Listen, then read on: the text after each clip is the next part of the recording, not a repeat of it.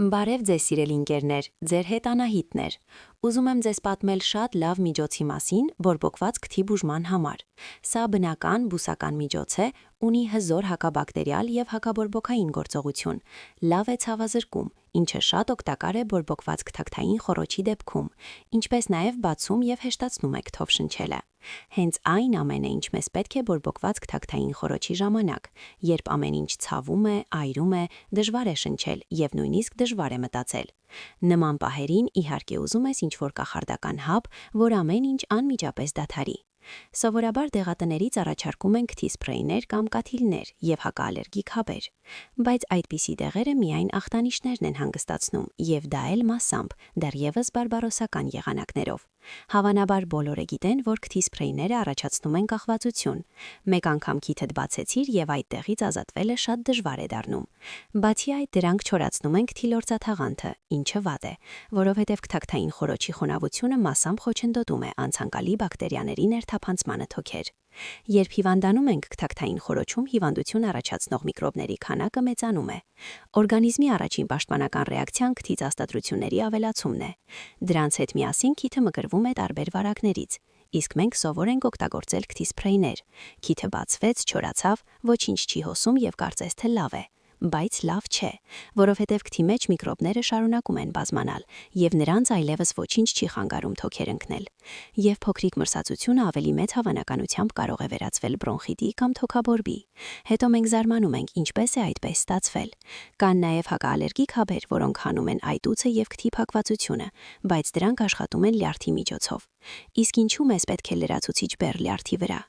Ժողովրդական մեթոդներից կա մեկ տարածված եղանակ, որը ինձ առանձնապես զարմացնում է։ Դա քթի մեջ սոխի հյութ կաթելն է։ Եվ լավ է, եթե մարդը մտածի ջրով նոսրացնել հյութը, իսկ ոմանք կարող են նաև մաքուր կաթել։ Ընդհանրապես ինձ թվում է, թե այս եղանակով կարելի է մարդկանց տանջել։ Ինչ եմ անում ես քթի բորբոքման ժամանակ։ Իմ դեղաթուփում միշտ կա կամֆորային յուղ և մի քանի պիպետ։ Ընտանիքը մեծ է, դեպքերը տարբեր են լինում։ Կամֆորան բնական միջոց է, որը ստացվում է դափնու ծառից, նույն այն ծառից, որի տերևները մենք դնում ենք ապուրի մեջ։ Կամֆորան ունի հրաշալի հակաբորբոքային հատկություններ։ Սա առաջին հերթին հզոր հակասեպտիկ է։ Այն բարելավում է բջիջների նյութափոխանակությունը, ուստի արագ հանում է այտուցները և ցավազրկում, ինչը շատ հաճելի է։ Իհարկե ունի հատուկ հոտ, բայց երբ շատ է ցավում, դա արդեն մանրուք է թվում։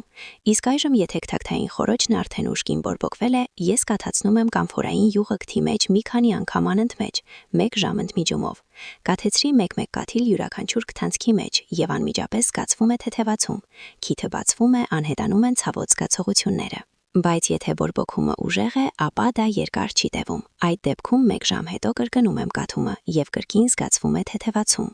Սովորաբար ինձ բավական է 3 կաթում, որպեսզի էֆեկտը ամրագրվի և կարողանամ օրինակ հանգիստ քնել։ Միջինում ստացվում է 3 ժամ, ուժեղ բորբոքումը հանգստացնելու համար։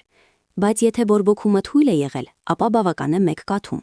Պետք է նայել սեփական ինքնազգացողությանը։ Կամֆորային յուղը չի այրում քթակթային խոռոչը։ Այն շատ մեղմ է անցնում և արագ թեթևացնում է վիճակը, ուստի հարմար է երեխաների համար։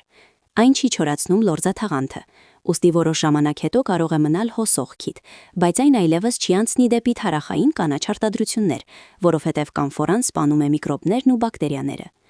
Եթե բորբոքումը ուժեղ է, ապա հասկանալի է, որ այն անմիջապես չի անցնում, ուստի կաթել պետք է լինի ևս մի քանի օր, բայց արդեն օրական 2-3 անգամ։ Կրկին, պետք է նայել ինքնազգացողությանը։ Եթե կամֆորային յուղով քսել քթի մաշկը, այն չի կարմրի, որովհետև երբ մենք անձեռոցիկով քսում ենք քիթը, մաշկը գրգռվում և բորբոքվում է, և դա ոչ միայն տգեղ է, այլև ցավոտ։ Իսկ կամֆորային յուղը չի թույլ տալիս մաշկի բորբոքումը, և քիթը մնում է սպիտակ ու մաքուր։ Ընդհանրապես կամֆորան բուժում է բազմաթիվ արտաքին հիվանդություններ։ Նրանք կաթում են ականջների մեջ օտիտի ժամանակ։ Կամֆորային յուղը բուժում է մաշկի քերծվածքները, հատկապես արդիական է կիր մարդկանց համար։ Իսկ կամֆորային սպիրտը արդյունավետորեն հանում է դեռահասական պզուկները դեմքին։ Ընդհանրապես խորհուրդ եմ տալիս ինտերնետում կարդալ կամֆորային յուղի հատկությունների մասին, և գուցե ձեզ համար բացահայտեք ինչ-որ նոր ու օգտակար բան։ Եվ նաև կարծում եմ, որ սա լավագույն միջոցն է բորբոքված քթի բուժման համար։ Դրեք լայքեր, բաժանորդագրվեք իմ ալիքին, որովհետև ունեմ ձեզ համար դեռ շատ հետաքրքիր թեմաներ գեղեցկության և առողջության մասին։